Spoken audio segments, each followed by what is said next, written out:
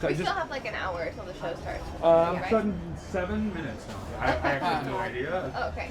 I don't think it's a whole hour. I think I could probably be described as playfully dark. I talk a lot about disability in a way that audiences might find a little dark or taboo, but I think it's only because they're not used to seeing disability being spoken about so publicly and with such levity. And so I mean, you know, talking about not having hands is a very normal thing because it's just my normal life. But I think I would describe my comedy as a little observational, fun, silly, with maybe a little bit of a sunny but darkness to it.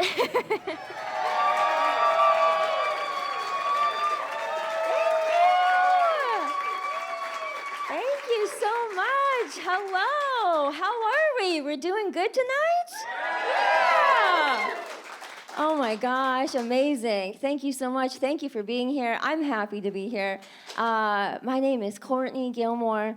I don't have hands, okay? Not even a little bit, all right? We're gonna talk about it. It's so cringe. Sometimes I like to do a bit of a room temperature check to make sure you guys are on board with what I'm about to joke about, okay? So we're gonna do a little exercise, okay? You guys are gonna repeat after me, okay? When I say no, you say hands. No. Hands. No. Hands. You're all going to hell. You absolutely, that was a trap. That was a trick. Oh man. You know, though, as a person who doesn't have hands, and I don't, not even at all, like we've established, but but the thing is, I'm currently single, right? And like sometimes I can't tell if I'm truly looking for love or if I'm just looking for extra help around the house. You know? Because like in addition to the no hands, I'm also 5'0", you know? At this point, I think I'm just looking for someone to tie my hair in a ponytail, reach a few things, and then get the hell out. Every time I invite a guy over to my house after a date, I get so excited. I'm like, okay, tonight's the night. That milk carton is getting opened. So hot.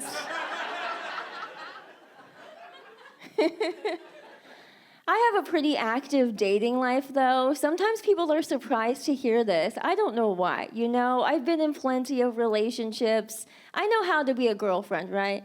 I may not be able to hold hands, but I can definitely hold a grudge, okay? Well-versed in that situation. I have a healthy self-esteem, though, right? That's important. I think I'm a good catch. I think I know where I rank on the scale, right? Like, I think I'm hot enough to pull Pete Davidson, but, like, not hot enough to sell real estate in Toronto. You know? Maybe Halifax, but... Oh, man, my first crush, though, was a guy in high school. I liked this guy so much because he would always compliment me on how fast I could open my locker combination. Oh, I was obsessed with it. Every day he'd walk by me, he'd be like, wow, Courtney, you opened that so fast. You're amazing. And I'd be like, who, me? He's like, how do you do that so fast? I'm like, I don't know. Guess I'm just a quick learner. What I didn't tell him, though, was that the guidance counselor had given me a 1-digit lock. But I loved the praise, you know? So every time he'd call me amazing, I'd be like, I know. Shall we discuss this over dinner? Say around 7. I won't forget, because that's my locker combination.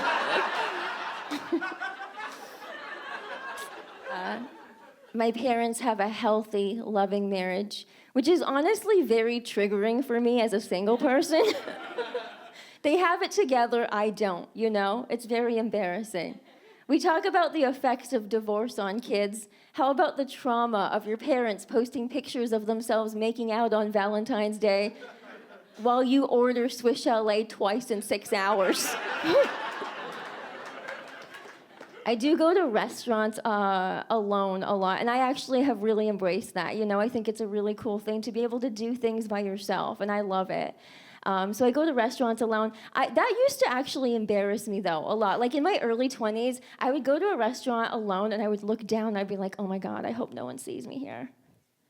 But now I go to restaurants alone, I sit down, I order 3 courses, and I'm like, oh my God, I hope those old men over there look at me, think I'm sad, and buy my meal.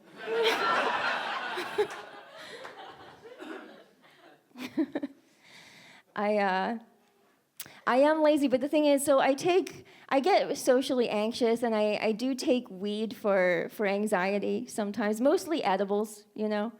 I've realized that, like, with edibles, most of the time, the only reason I say yes to an edible is because I just can't say no to a cookie, you know? I have a sweet tooth, you know? It's dangerous turf there, you know?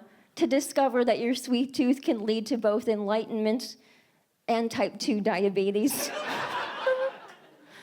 Kind of dangerous.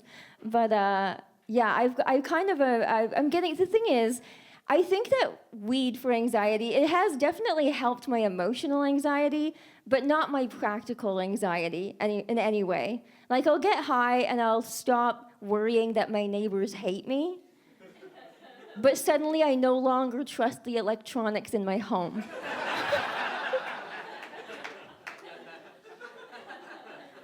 I've reached peak paranoia as far as that is concerned, you know? I have a robot vacuum cleaner. Do you guys have the Roomba? The Roomba? Yes. This mixed with my paranoid high self is like a bad combination. Okay? The Roomba, the robot vacuum cleaner, it's great. It's high tech, it's futuristic. I keep an eye on it, you know? You know? I'll get high and I'll follow the Roomba from room to room to like make sure it's not stealing my jewelry, you know? Reading my diary. You never know. I don't know. One time I reached peak paranoia though once when the Roomba, it was in my kitchen, you know, on the tile cleaning the floor. And I went in there after having an edible and I saw a spider on the floor, okay? And my first instinct was to pick up the Roomba and put it on top of the spider, okay? I thought this was smart, you know? But I instantly regretted that, you guys, okay? And it's not because I felt guilty that I was being inhumane. It was because I was so high that for a moment, I was genuinely concerned that I had just given a spider full control of a robot. You guys have been so lovely. Thank you so much. Good night. I'm Courtney Gilmour. Thank you. I feel great. I feel like I had a good set. I had fun. That's the most important part to me, that I have fun.